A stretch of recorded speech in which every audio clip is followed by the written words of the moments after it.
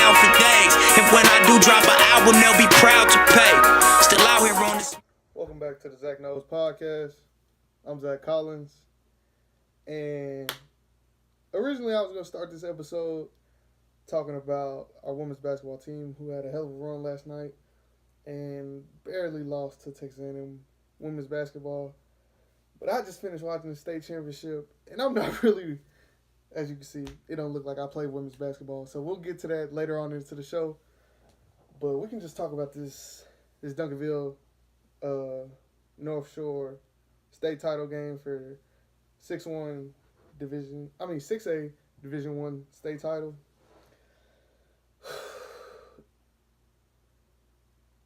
Going into this game, I had originally picked Duncanville to win the game, strictly off of Dallas allegiance. I had questions watching their defense last week, the way they played Theo Weiss, but I understood that they had a quality rush defense. So I knew going into the game that their main goal was going to be stop the 5-star running back that goes to North Shore. So I wasn't really worried about what they had, like their game plan against him. I knew they have a couple of kids in the back end that hold multiple offers, but they don't really play like that. And I seen that when they was going against Theo Weiss, how they wouldn't put their best corners on him most of the game. They didn't have their best safety over the top of him. When they'll go man, they'll put 22 on the best receiver, and he wasn't really winning his one-on-one battles. And they came to stop the Zach kid from North Shore, and North Shore won with the other 10 players. Their quarterback had a monster game. His decision-making, his poise, it was, honestly, at times it was effortless the way he was just putting his team in position to succeed. And they definitely earned that state championship victory. The play calling was nice. What you get from Reggie Samples is what you're going to get. He's going to run the ball right at you. He's going to pull 2 or 3 linemen, get his athletes in space, led by an awesome performance by Jaquindon Jackson. He had over 200 yards. He had a touchdown to take the lead late, but it just wasn't enough. They left a minute on time. I want to say when North Shore got the ball, there was 57 seconds left. They got it at the 15, so they had to go 85 yards, and they only had 1 timeout. Excuse me. So I'm really trying to keep it together because this is what I love. Like, you gotta enjoy it's not just being in the game, it's not just playing it, but just watching it and seeing these kids just do something that they're gonna remember for the rest of their lives and be remembered for winning it.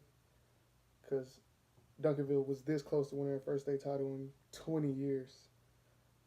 And for it to be snatched away the way it was, no matter that they lost, obviously the defensive players are going to be hurt, but just knowing that they were so close to winning that game, and it felt like I had on royal blue and a red today, just the way that I was just looking forward to the game. I'm at a family gathering. Obviously, you see my setup is different. I'm not at home. But it's just, I'm sitting there, two phones pulled up. I got my phone that I'm recording on right now, my mom's phone, watching other bowl games because there's other bowl games on at the same time. But Texas State football, that comes second to none. No matter if it's college, I don't watch NFL games at the same time, but I was more focused on on the state championship in the highest level that we had today. But this is not a high school football show. It's my show, so I'm going to do what I want. But I felt like I had to express my opinion on that. And I had just seen it, and it's a sports show, so I had to give my take on it. But let's go back to the women. Had a 11-point loss yesterday. They won. They outscored them in the first, second, and third quarter. I think. Let me see. Our leading scorer was Dominique Newman. Octavia Ford with 14. Octavia Ford had another 13. The quote from Coach Pugh about the game was, "Foul trouble with our key players became a factor when Texas A&M attempted 42 free throws. We only shot 13. You will get beat every time if the foul chart is lopsided. For the 3 quarters, we were happy with our team's efforts. We will build on this performance and are looking forward to conference play. So with that being said, she's basically saying she loved the type of game that they played, but she would just wanted them to finish. And they made whether it been on their part or the referee's part, they created some issues with themselves with the fouls that ultimately hurt their team. Now they're on break until until January 5th, where they play their first game at Southern in Baton Rouge. On to the men's basketball game. On December 20th, I forgot to talk about it. They played the University of Seattle. They lost 102-64. Gary Blackston had a team high of 22 points. And the theme of our men's basketball team continues to be a reoccurring theme of just slow starts, not fully into our rhythm of scoring offensively. That's what gets us in the hole, and then we ultimately can't overcome it later. The men's team has one more preseason game against, I couldn't think of it. On the 29th, they have one more game before going into SWAC play. Other HBCU basketball news: Gremlins women beat undefeated team in the country, University of Indiana. Miss Quadruple Double, Shakala Hill, had 19 points, was 9 for 15 from the field. And although they had a slow start, interseason with them having, I think their record was 2-8 before they went to Puerto Rico. They've reeled off 2 victories. And then last night when they played Loyola Marymount, they beat that team too. She had 25, 5, and 5, shooting 10 for 15. So going forward within SWAC play, we're definitely going to have our hands full, not only with Gremlin, but amongst the other teams within the SWAC, starting off with our Coach Pugh's old institution she worked for, Southern, being our first game. So we're looking forward to that. Obviously, they start playing before we go back to school, but we'll keep y'all updated on that. More awards are rolling in for Juice Parker. He was named to American Football Coaches Association, FCS All-American Team. I think overall this is his 4th time being named to an All-American team. And Juice is one of those guys who's really quiet, doesn't say too much. But once he get on the field, he lets his play speak for itself.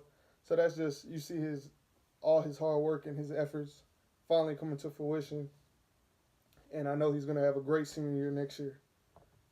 On to the bowl games. Bowl games, my picks ain't doing too good as I planned. Marshall continues their bowl streak. This their 6th year winning a bowl game. Marshall just played inspired football the other night. They imposed their will often. 2 running backs with over 90 yards.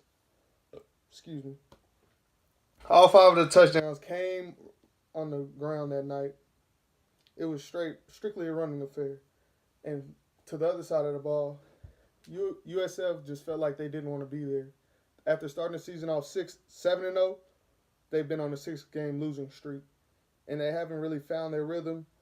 I thought with them making it to their conference championship, or de facto conference championship when they play UCF, I thought that with them coming the way they did and playing at that type of level they did, I thought they would come out with their bowl game, especially with it basically being a home game, with the game being in Tampa Bay Stadium. I felt like they would come out and win the game, and they had an underwhelming performance. So Marshall won that game. Moving on to the Bahama Bowl. Florida International overcomes early adversity. They turned the ball over on the opening kickoff, had a fumble. That led to Toledo scoring and taking over 7-0 lead. But FIU bounced back. Their defense came to play.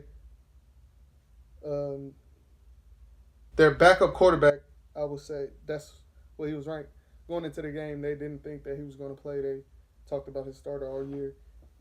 Desmond Howard being one of the analysts that called the game, he said when he went to go watch film, they were showing the offense running through their original starting quarterback, and he didn't even get to watch film on the Jones kid. So for that, not Jones, their original starter quarterback. But once the game started, obviously their backup was in.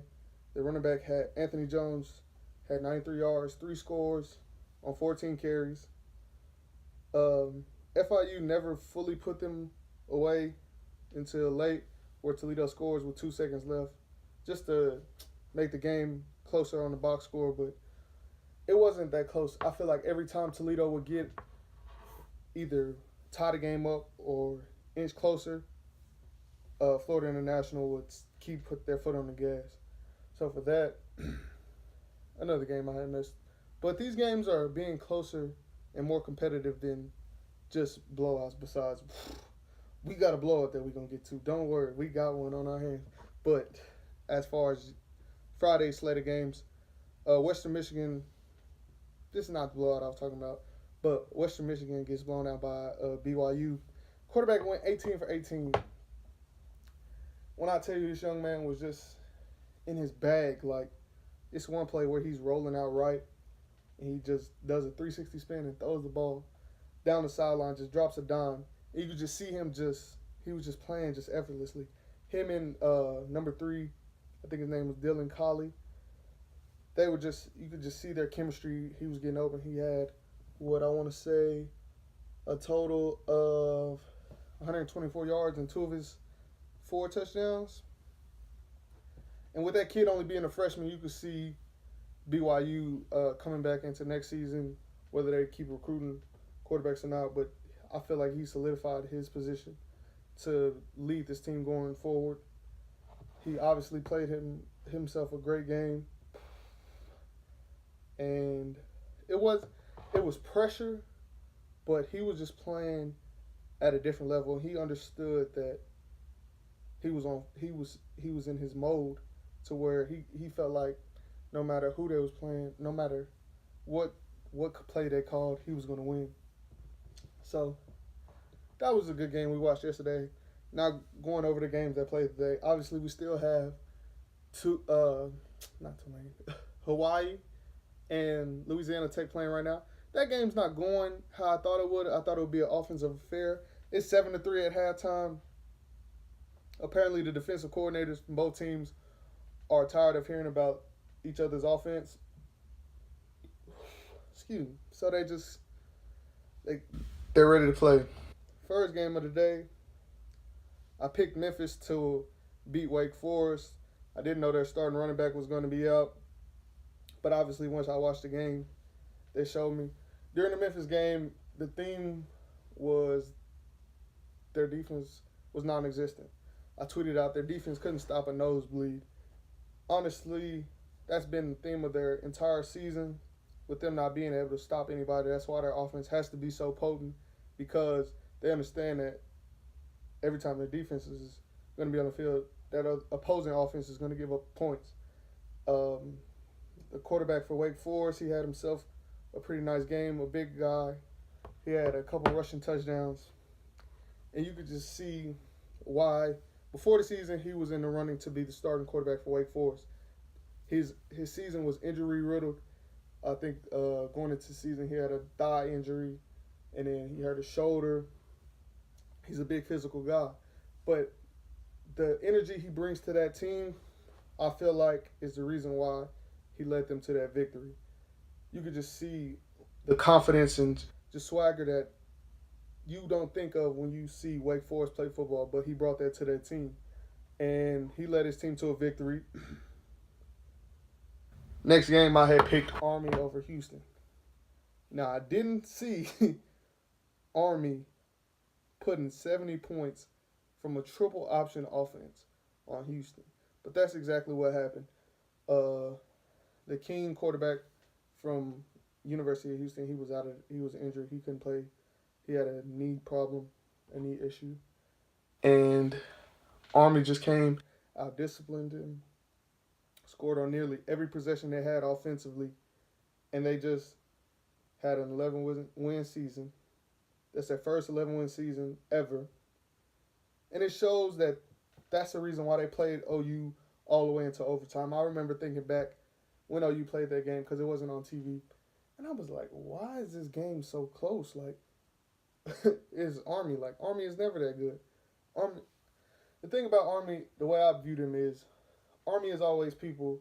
If they go FBS, Army is their first offer, and they never fully go to them. Army is like everybody thinks they're the kids that aren't really ready for the league, or even like have league dreams, but they end up going. And for them to do that to an explosive offense like Houston speaks volumes to not only how far that team has come, but the path that they're on, especially with this coach. This has been his second year. They've won the most crucial games of their season when they played Navy back-to-back years. And it's just, you can see the direction that this team is going in. And I love to keep going that way. The next game, I picked Buffalo over Troy. Colors of uniforms ain't the only thing that Memphis and Buffalo have in common. Because obviously their defense didn't come to play today. Neither of those defenses. Troy had a similar game plan of every time Buffalo would bring it closer, they'll just inch away. It was almost like rewatching the Bahama Bowl between FIU and Toledo. Troy had a slight lead early, but Buffalo tried to bring themselves back. But the offensive line was ultimately the downfall of Buffalo. Key sacks late. They'll give up TFLs, tackle for losses. That'll be detrimental to these drives that they had in order to spark a comeback.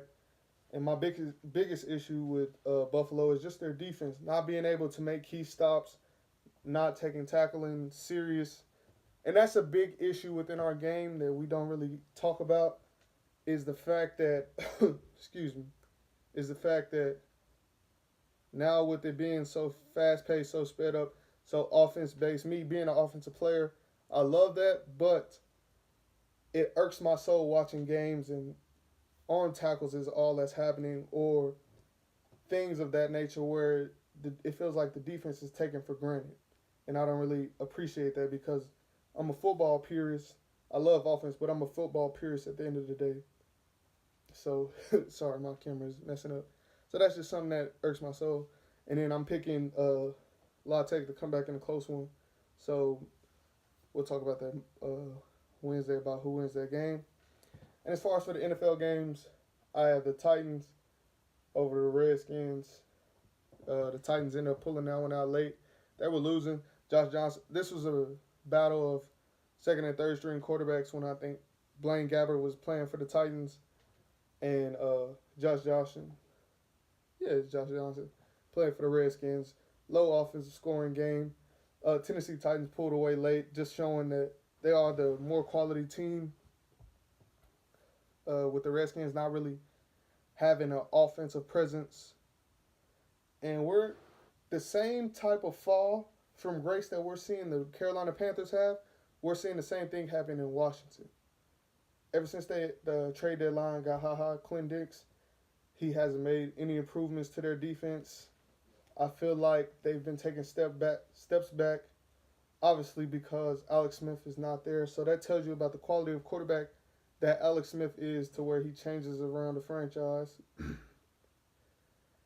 So that has really been detrimental to that team. And for that, I see, obviously they're going to miss the playoffs because of that loss.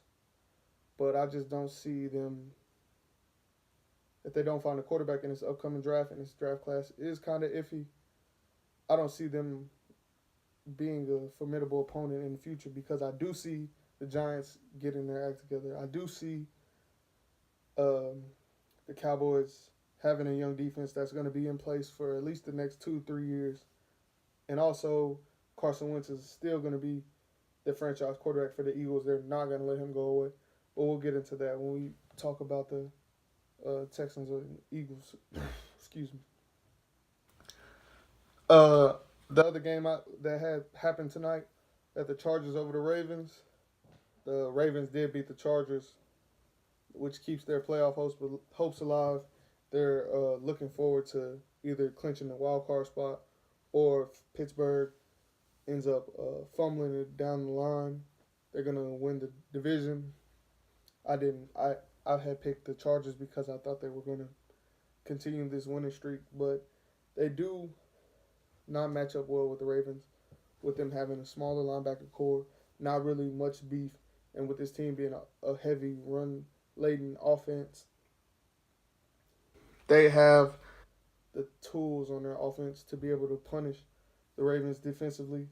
So with that being said, I can understand why they lost today, although didn't think I felt like the Chargers were on a winning path, but now that just further solidifies Kansas City within the first, not only first in their district, first in their conference district. I'm still thinking about high school football. First in their conference, but first in the AFC overall. Moving forward, you have tomorrow. We're looking forward to the Texans playing the Eagles. I told you I was going to talk about the Eagles in their future. The difference in Nick Foles being there, the starter, and Carson Wentz being the starter, is similar to when you have somebody great around you, you're going to be dependent fully on their abilities and their talent, and wherever they take you is where you're going to go. When you feel like you have somebody who's deficient in certain areas, you're going to play to your highest ability because you understand that you don't have anybody to lean on. You don't have anybody behind you.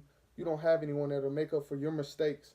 So I feel like it's a question around the league if they should if Nick Foles is the best option for them at quarterback, if Nick Foles is the reason that they won the Super Bowl last year.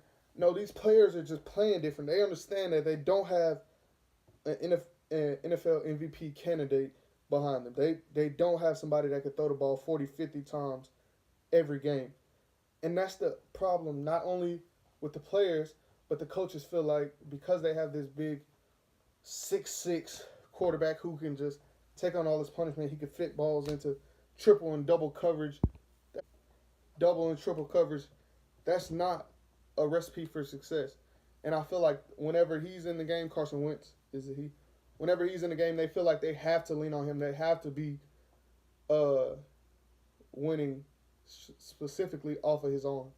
Alshon Jeffrey isn't really a part of that mix because he's so dependent on Zach Ertz. Because he's so dependent on proving that his arm is just this talent, which it is, but that's not a recipe for success because that leads to his offense being one-dimensional. And in the NFL, with his game, where these coaches are miles ahead of what you're going to do because all they have on their agenda is film. It's not recruiting. It's not living their life. It's not classes. They have a 7-day period to watch as much game film as they can to where they look at little things that you did 3 years ago and they can pull it up and they can hold that against you and they'll be like, if they ever get in this set, they're going to call this play. And when you call it, they're going to dial up a blitz and you're going to be out of luck. So I feel like the reason why this team plays so good whenever Carson Wentz is out is not because Carson Wentz isn't the quarterback for them. It's because they get too relaxed when he's behind there because they feel like they have him to depend on. But with all that being said, I see the Texans winning this game, knocking the Eagles out of playoff contention just because the Texans understand that they're fighting for a bye week in the playoffs. They see the goal that they have, and it's finally coming into fruition. Next, I have the Browns beating the Bengals, an AFC North rivalry. Excuse me. Obviously, we know why I'm picking the Browns because that is my team. But also, I just see this as the Browns finally putting it together. They're going to have their first. I feel like they're going to win out this season. Sorry, I keep having these cuts in and out, but we're having trouble today. Anyways, I feel like they're going to have their first win of the season. I see them winning over the Bengals this weekend. And then moving forward, I have the upset of the week will probably be the Bucs over the Cowboys. Strictly because I want to see the Cowboys fail. That's it. The reason why being is because not for the players themselves. I just understand that they're going to collapse. I don't feel like last week against the Colts was an anomaly. I picked the Colts, obviously, but it's just they don't understand how to handle success. I feel like they still don't have the right pieces in in the place. Although their back end is playing exceptionally better, Byron Jones is making his case to be a top 5, top 7 corner. But everybody else in that secondary is above average, to say the least. Although somebody that I am starting to become a fan of is Xavier Woods because of how physical he is. Even though he is small, he forced the fumble last week with a vicious hit. And it was just something that I was just like, ooh, like maybe he got something. But that's enough of me rambling about the Cowboys. I just see them losing this week. They don't really have somebody that'll guard Mike Evans one-on-one. I feel like if Deshaun Jackson comes back this week, Fitzmagic may happen. And I just see them losing to the Bucs. Also, I'm picking, as bad as I hate to say it, the Steelers over the Saints this weekend. I don't like how the Saints offense has been the last couple of weeks. I told you that last week. I don't like the way Drew Brees has been playing. Kamara hasn't been himself. And it's not conducive to a winning environment. They haven't been producing on offense. And I feel like they're in a slump. They're going to continue to be in a slump. And I also feel like Pittsburgh is rolling. I didn't pick them to beat the Patriots last week because I felt like Belichick was going to dial something up to stop them. And honestly, they took a play out of Belichick's book. They was doubling Gronk when they needed to. They was doubling Edelman when they needed to. And they just didn't let Hogan beat him. Hogan showed you why he went undrafted at certain points. Yes, he had a good game in the Super Bowl, but he may not. I feel like he hasn't been playing good since then. But that's enough about the Patriots. I'm talking about the Steelers. As far as what the Steelers is doing, they was getting pressure on Tom Brady with 3 and 4 down linemen. They weren't bringing much pressure. They was playing zoning back in and just allowing their players to make plays. And I feel like they'll continue to do that because the Saints offense is in a rut. They are rotating linemen. They have caught the injury bug late, and they haven't really caught their swing. And to finish it off, I'm picking the Chiefs over the Seahawks. Pope gonna be upset, but that's neither here nor there. I just see, not only I feel like their eyes are on a mission of becoming the number 1 seed in the East, solidifying their place in the AFC, and also just getting ready for the playoff time. I feel like Andy Reid will get this team into where they need to be. I don't see them winning the Super Bowl, but I understand that if everything in the AFC has to go through Kansas City, that's a tough road because that is a tough place to play with the altitude, with the fans, with that offense, understanding that you can't go in there and have an off day because that offense can put up 35 points instantly like it's nothing.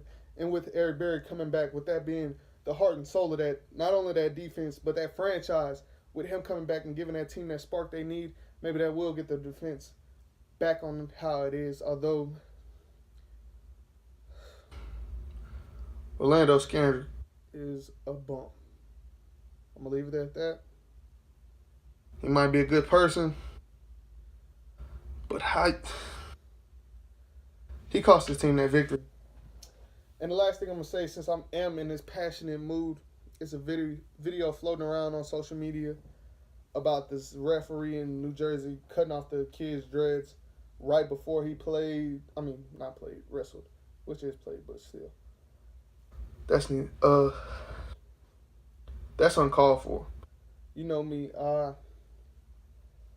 I'm fully against, if you ask Maul, I should be Malcolm X or whatever. He feels like I go on my tangents and get on my pro-black era type. And it's just, I just like the truth. I understand that there is an agenda out there. The same where people like Eric Reid always get tested for drugs just because they want to see him fail, in all honesty. And these issues are something that always get swept under the rug. The little report is, oh, he's a good teammate because he allowed them to cut his hair off. No, he's not. That's not okay. You don't cut that young man's hair because you don't like the way it looks. It's under his hat, first of all, so it shouldn't even bother you. And how he wears his head. If he made the weight, he shouldn't have had to cut it. So for them to embarrass him like that, every adult in that arena that allowed that to happen, shame on you, because you made that sport more important than that young man. And that is something that can never be okay. I will never, no matter, as long as I'm speaking about sports, whether when I start coaching or when I'm playing, it was never more important to me to win a game and make the people around me look bad as a person, because that's not okay. To make them feel less than a man, to make them feel less than human. Whatever they want to do with their body, no matter it be tattoos, the way they cut their hair, the way they dress, that has nothing to do with when I play that game. Or does it affect it? Or am I putting them as the person that they are before my sport, or putting my sport before that person that they are? I'm never gonna do that, because when this game is over, when I'm done talking, when I'm done doing whatever, I'm still gonna be Zach, and can nobody change that. So for them to cut that little boy's hair and not allow him to be himself because of their own insecurities or the way they feel about certain things, that is pitiful. And to every adult that watched it, to this coach that said that was okay, he needs to be fired. He needs to leave that school. He needs some money. He needs to sue the lady. Something. That is not okay, and it would never be okay with that. But that's the fourth. This ain't Star Wars. I don't even like Star Wars. That's the fourth episode of Zach Knows Podcast. I know it was a couple of issues. I know it's a new scenery. Next Wednesday, I'll be back at home recording, and I will be on Wednesday. I won't wait till Thursday. Everything coming to next Saturday. But yeah, I'm Zach Collins.